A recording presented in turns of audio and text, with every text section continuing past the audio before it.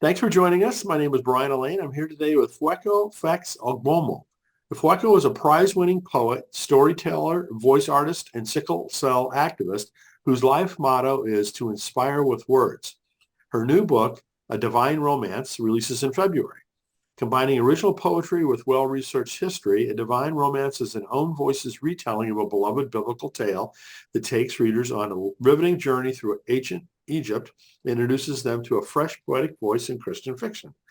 A Nigerian immigrant, the United States Citizenship and Immigration Services classified her as an alien of extraordinary ability for her internationally acclaimed work in the performing arts and awarded her permanent U.S. residency in 2017.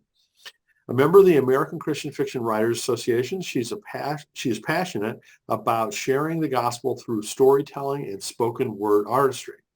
A classically trained vocalist, Ifueko graduated summa cum laude in music from Texas Lutheran University. You can learn more at ifuekoogbomo.com. Let me spell that. IFUEKOOGBOMO.com. So Ifueko, thanks so much for joining us. Thank you so much, Brian, for having me. It's great to see you. It's great to be here. You got my name perfect. Well, I try, but um, I guess I should have mentioned also that Ifueko is one of the alums from Publishing in Color. And so when I learned that she was coming out with a new book, I absolutely had to get in contact with her and do an interview. So congratulations on Thank this you. wonderful achievement. Thank you so much. It feels amazing. I mean, it's been 4 years in the making, so to finally have something to hold on to, and it's a little surreal, but it's great. It's a great feeling. Yeah. Well, maybe you've got an interesting background. I'd love for you to share more about that with folks. Okay. Well, honestly, I've sort of been a creative hobbit where I've pretty much done everything as far as creative arts goes. My upbringing, I grew up in fashion design and modeling because my mom was a fashion designer. And then when I came to the States for college, I decided to go into music, vocal performance. Switched from computer science, much to the woe of my parents. And then after graduation, I kind of was, I don't know, I sort of spent a year praying and trying to figure out, because being multi-talented, sometimes it's hard. You don't know if you should focus on which talent or the other. And I was in a time of prayer when I felt like I needed to focus on the words, because whether I was singing or writing a poem or writing a story, it all had to do with words. And I sort of felt like that needed to be my focus. And hence I chose, my alias and Spur Logos, and decided to be a person that would focus on helping, inspiring people with words. So that's how the poetry started. And then I won quite a number of prizes for spoken word performances. And then it took me to crazy places, took me around the world with writing for causes. I sort of became this voice of lament, if you were. I wasn't trying to, but I would get these either, and because I'm originally from Nigeria, so nationally in my nation, there were floods all around, and the government needed someone to come and sing about the atrocities that were going on with people dying and so on. And it was literally like 4 days notice. And they said, oh, we know someone who can do this. And it was me they called. And here I was, 4 days from call to standing in front of my president and all these people that I'd been watching on TV, So I sang my heart out. They raised about 12.5 billion naira that night toward flood relief for the whole country. And I think that's sort of where it just took off from there. As to where, I started. Next time it was these 200 schoolgirls that were kidnapped by the Boko Haram, if you haven't heard about that, in 2014. And we had the whole world saying, bring back our girls. And I was called upon again to write a song. Okay. And lament toward that. So I think that's hence what America used to label me, that strange label that I have of being an alien of extraordinary ability in the arts. So that's how that came about, and that's why poetry has been my background. And then coming into novel writing now, Yeah. last year with the published poem with Voices of Lament, contributing to that book. So what made you choose to move from poetry to to novels? Well, I didn't really choose to leave poetry. I mean, I'm still a poet, I still write poems. The novel is riddled with poems itself. But it was very specific. And I was minding my business in an Airbnb in LA in 2019, sort of on this LA journey to where I was trying to figure out, okay, what am I going to do in LA? I moved there just that year. And I was, again, praying and just singing to God and just worshiping. And I was quiet. And I just had heard these three words, write Joseph's memoirs. And, I literally wrote those three words down in my prayer journal. And I didn't really think too much about it because I get ideas all the time and didn't know if I was going to act on it or whatever. And it was 5 weeks later, I was visiting TBN because I'd watched TBN as a kid growing up. And finally I was in LA and you could go to a taping, where behind the scenes where they tape the show that they're going to air, in a week or two. And they were taping this gentleman called Sean Boltz. He had a book called Breakthrough coming out, and he writes Christian books, and he does speaks to prophecy and things like that. And the hosts on the show asked him to give prophecies to different people in the audience, and he just would get inspired to find out different people. And he pulled me out by saying, you're a writer and so on, and you've written something before, but I feel like you need to do this and that. And I was sitting there, I was completely flummoxed because this is a stranger. And I just 5 weeks ago got this idea for a novel, and he was talking about novels and things. Wow. And I was just completely amazed. But it was sort of this very strong, very unusual public affirmation that made me run home that night and say, okay, you need to take your ideas seriously and work on it.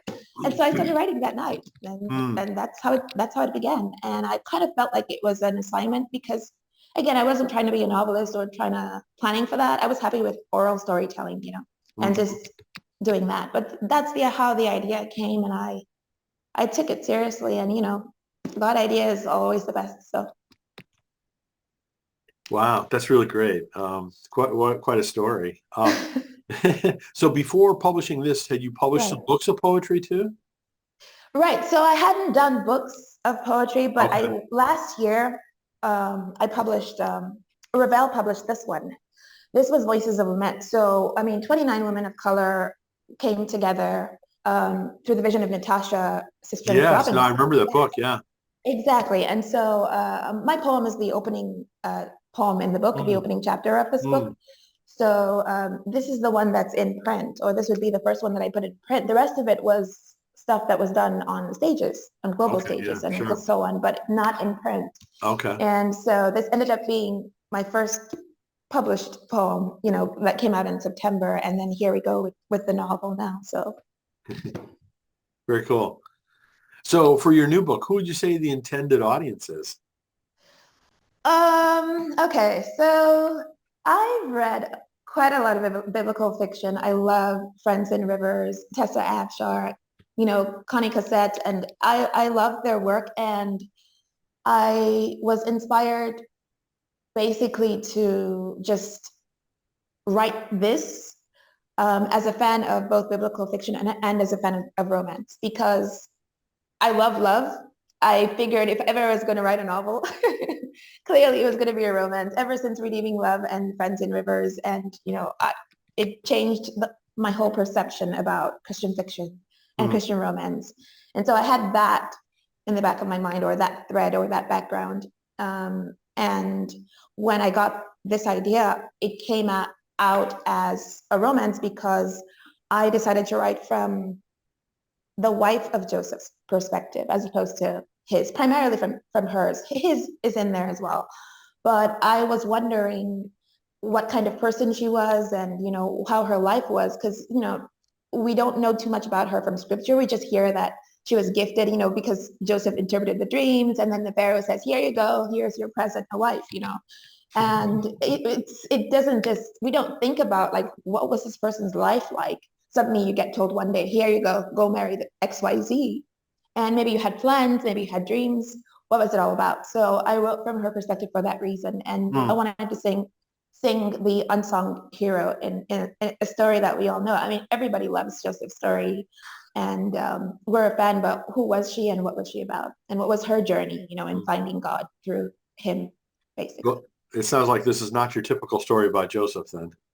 No, no, it's not at all because first of all, every chapter opens with a poem because of course I couldn't hide my being a poet first and a storyteller second, even if I wanted to. So I had this unusual idea of instead of opening each chapter as I would basically see in typical biblical fiction, maybe with scripture, you know, and a verse. So I had the idea to use haikus, it's just literally 3 lines, a 3-line poem, a haiku or a synclaim and so on. And every poem was crafted pretty much after the story was written. So the poems are crafted to fit each chapter and they give you a little hint, maybe how the person's feeling in that chapter or something that might happen in that chapter.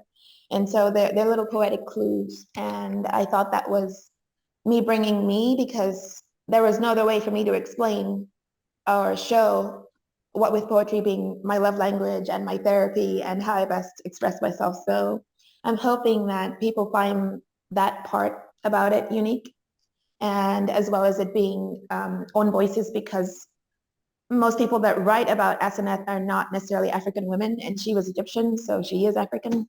And so what with me being African, I just thought it would have its own voices feel to it as well. And I thought I wanted to bring that uniqueness as well as also take it further because in my research about the book, I think the most fun, I don't like research. I think it's really boring, but the most fun I had was finding these ancient Egyptian names.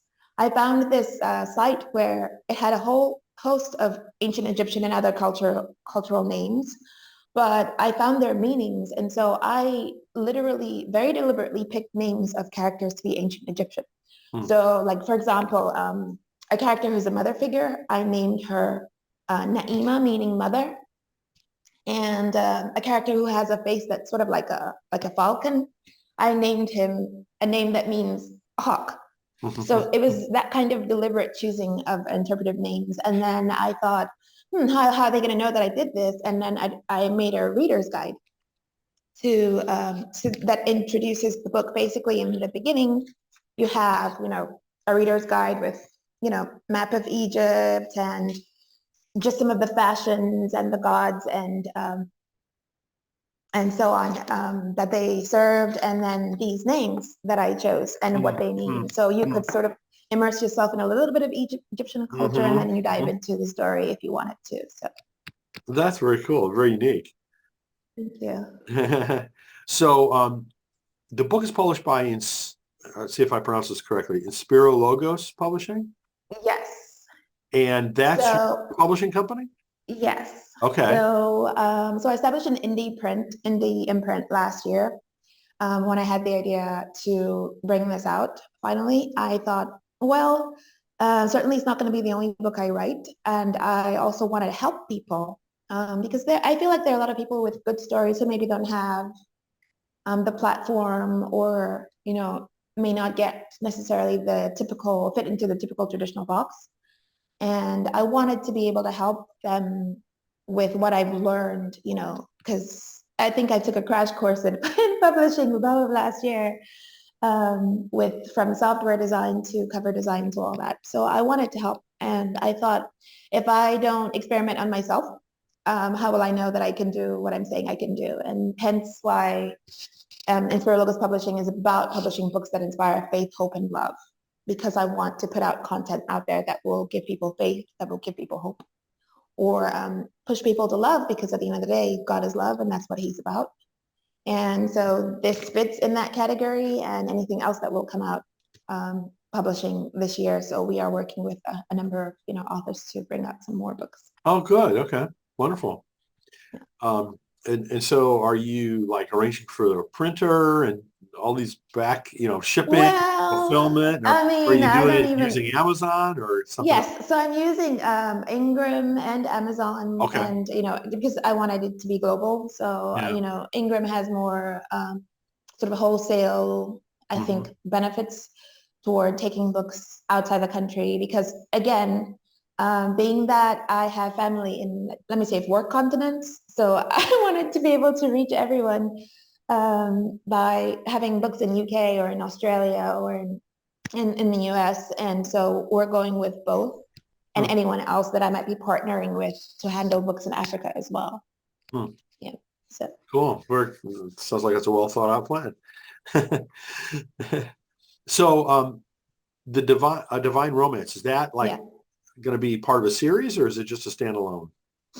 Well, so I initially wanted it to be, my initial vision was that it was a standalone, but the more I wrote, the more I thought that this could definitely be a series because I feel like a lot of the times with biblical fiction, we don't see too many people of color.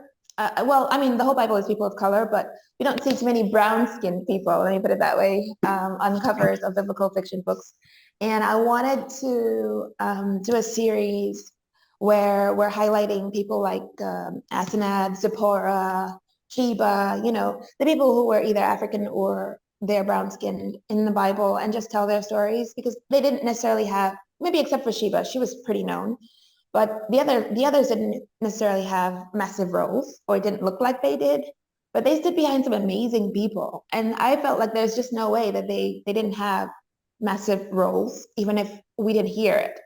Because if Zipporah was some kind of awful, horrible wife, I don't think Moses would have had the peace of mind to do what he was doing, and I wanted to sing their stories and tell their tales. So yes, I am actually working on already 2 and 3 Oh, good. for Zipporah's and Sheba's stories. I didn't necessarily label it on the book cover that it was a series, but when I bring out book 2 and 3, then you would know that yes, it Sure. follows the same pattern and it would know. Yeah. Well, when you had everything under your own control too, it's easy to make Yeah, it's changes. easy to make changes, and that's why. So I didn't want to make a promise that I wouldn't be able to fulfill and label it a series, even though it actually is. Yeah. Good, good. So, you're approaching the book launch date. What kinds of activities do you have associated with the launch? Whew, well, okay. Well, there's a Goodreads giveaway going on right now. We started that last week, and so it's going to run until the week before launch. And 20 copies giving away, and so that's going on. And then I'm planning to have an Insta Live launch where we're all live on Instagram because again, I have fans, friends, and family in 4 continents. I cannot bring everyone. If I did a local or a physical launch, then 2/3 of my people would not be able to attend. Sure. And so I wanted to do, because my background is being a performer, stages, talking, doing shows, and here I am now being an author, which is sort of more behind the scenes. I wanted to combine both hats to where we have an Insta Live where my endorsers, Tony Shiloh and Heidi, could come in and read or excerpts or whatever they want to do and talk about the book as we talk about theirs, and then artist friends to come out and do maybe a couple of performances. I definitely will be doing spoken word and spoken word from the book specifically because their communication or their expressions of emotion in this book does come in the form of poetry as well. Mm. So I'm hoping to bring some of those to life in the way that I would normally do, specifically the poems from the book, and then do a giveaway as well in our live launch to give away maybe like a double package, both books that I brought out in the past 5 months. And so that's what we're planning. That would be for the couple days after launch because Valentine's Day I kind of feel like people are with their special someone and even though I only have book boyfriends I wanted to give people a chance to be with their special someone on the actual release day, which is Valentine's Day. And then 2 days after we could have our Insta Live launch, and then 2 days after that it's my birthday actually. So it's going to be a busy week of celebrations, and I I'm hoping guess, that we can bring yes. everyone together. Yeah, so I'm So, really excited about that. what's the date and time of the Insta Live? So Insta Live is going to be February 16th, 3 p.m. Eastern, Okay. because that's early enough to where people are not asleep yet in Africa, in Nigeria, and the UK. And then we have Californians are actually awake because, it's like 8 time zones from 3 continents that I have to battle with. So, Yeah. so yeah, we're planning for the 16th, 3 p.m. Eastern, Insta Live on my Insta, which is Insta Love Us. So So I'm always kind of interested, given that we're sort of coming out of the pandemic, how much yeah, authors are doing live events. yeah. Um, I don't know. It's changed, obviously. I mean, it's not the same. I don't know necessarily how many people are actually putting together physicals. I mean, for Voices of Lament, we did have physicals tour where we went.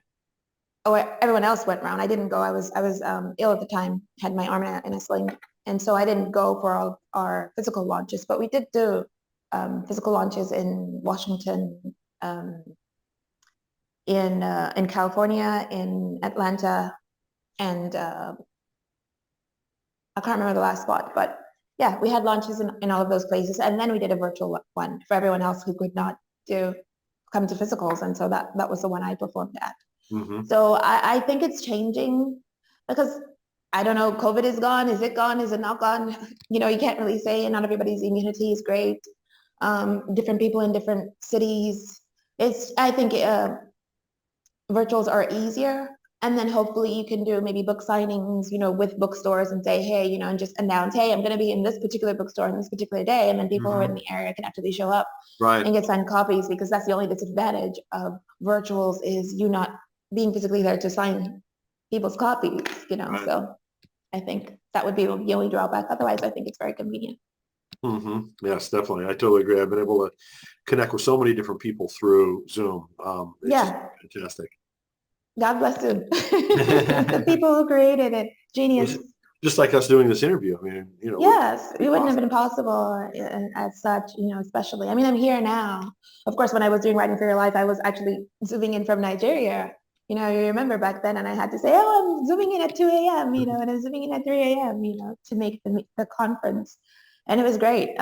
But, it's nice to be backstage side for sure.